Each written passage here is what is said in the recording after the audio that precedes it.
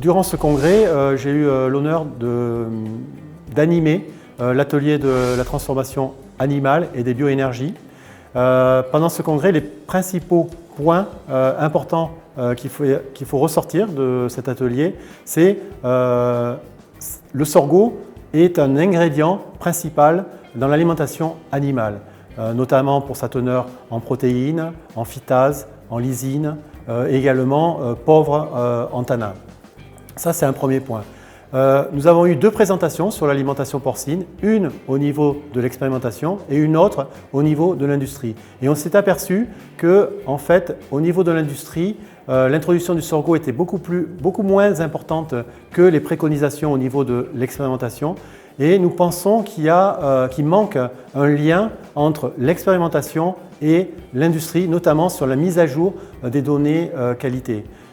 Nous avons aussi eu une présentation d'une entreprise russe qui produit 79 000 œufs par an, qui, elle, nous a expliqué qu'elle introduisait 7% de sorgho dans les rations.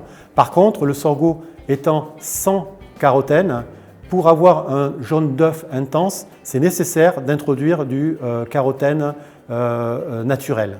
L'autre point important, ça a été des présentations sur les bioénergies, notamment Total Energy, qui courageusement bascule aujourd'hui vers les bioénergies pour diminuer son empreinte carbone.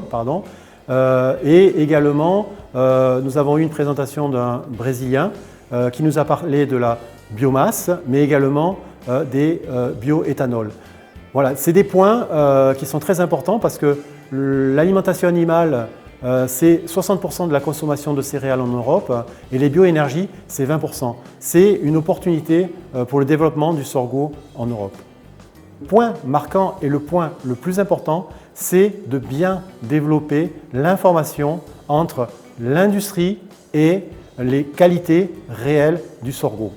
D'ailleurs, on a beaucoup parlé de la nécessité d'avoir un cours officiel du sorgho.